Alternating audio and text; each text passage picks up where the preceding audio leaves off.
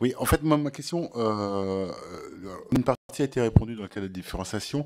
Effectivement, comme vous le soulignez, des fois, on a besoin de clarification. Je vois notamment les départements qui ont en charge la solidarité et qui s'occupent aussi beaucoup d'insertion.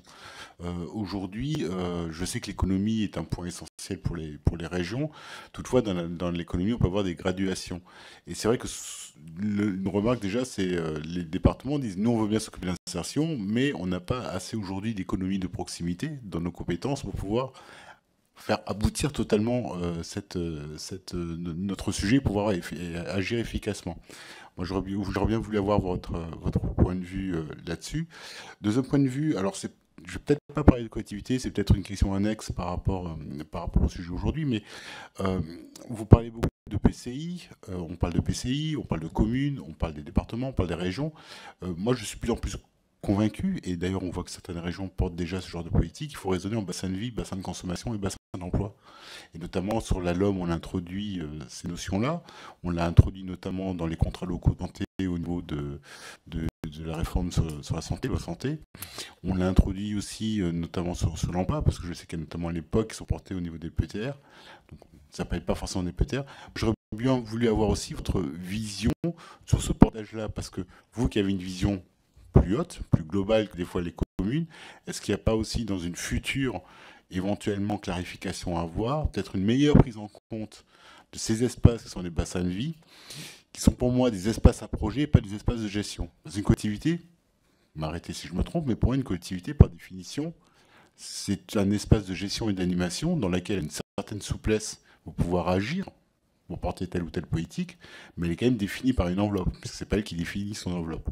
Donc justement, et qu'on parle d'espace à projet, on ne parle pas d'une enveloppe, puisque c'est le projet qui définit l'enveloppe. Et c'est peut-être ça qui nous manque aujourd'hui dans la prise en compte, l'organisation territoriale, et vous parliez tout à l'heure, c'était évoqué des gilets jaunes, c'est peut-être ça aussi, c'est qu'on est trop dans une logique purement gestion d'animation et pas assez de projet. Bien, merci pour ces questions. Je voulais juste rebondir sur quelque chose que vous avez indiqué tout à l'heure à propos des transports scolaires, en parlant de statu quo, si j'ai bien compris. Enfin, il faut mesurer la complexité du dispositif quand une région avec 13 départements doit intégrer 13 politiques de transport scolaire différentes, certains gratuits, d'autres tarifés. Enfin, et il faut un petit peu de temps, mais il n'y a aucune volonté de statu quo, mais il y a une volonté de commencer par intégrer les choses sans trop dérégler le service auquel les citoyens étaient habitués. Donc, pour ce qui concerne votre première question sur les schémas, en essayant d'être assez rapide et concis, je pense que tout le monde est convaincu à l'échelon régional de l'intérêt d'avoir un document stratégique. C'est important pour, de façon collective, avoir identifié quels sont les enjeux, quelles sont les priorités et comment les différents acteurs du territoire peuvent essayer de mobiliser leurs moyens pour atteindre ces objectifs à partir du moment où ils sont partagés, où ils sont formalisés.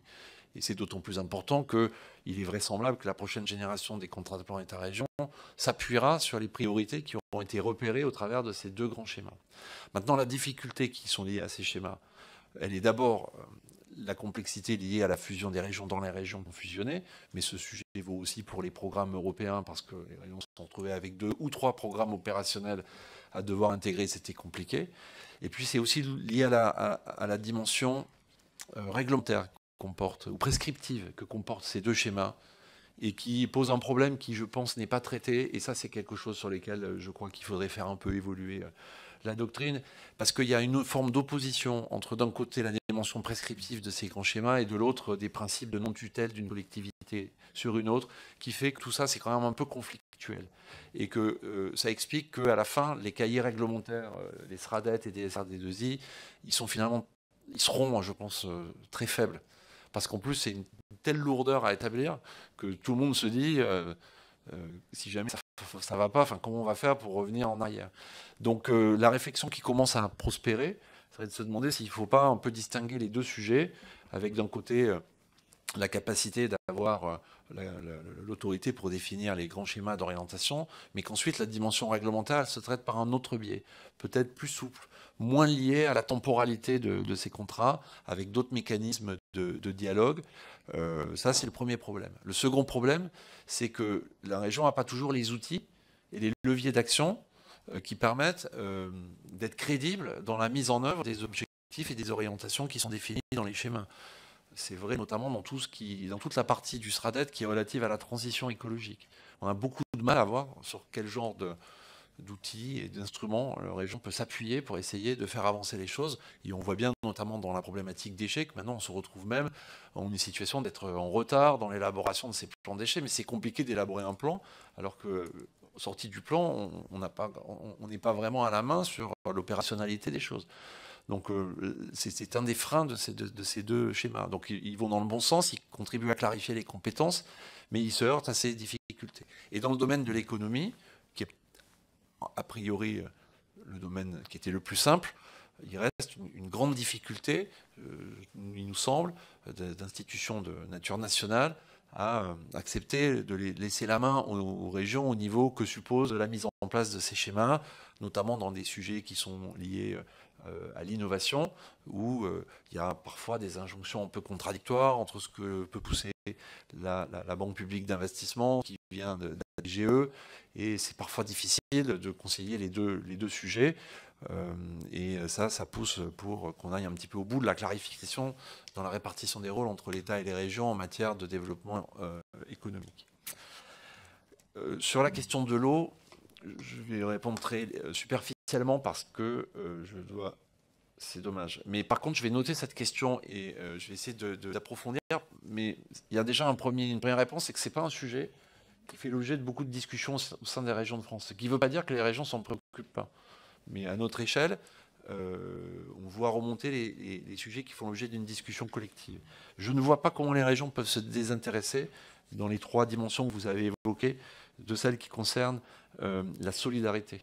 Il y a un enjeu fondamental. Moi, j'ai été directeur général de la région Provence-Alpes-Côte d'Azur au moment du transfert des sociétés d'aménagement régional avec la Société du Canal de Provence, qui amène l'eau du Verdon sur les terres desséchées de Provence. C'est un enjeu gigantesque, qui ne sert pas que l'agriculture, qui sert aussi à la sécurisation de l'alimentation en eau des habitations, qui permet de faire un équilibre entre les ressources souterraines et finalement le flux, le droit d'eau qui vient du Verdon.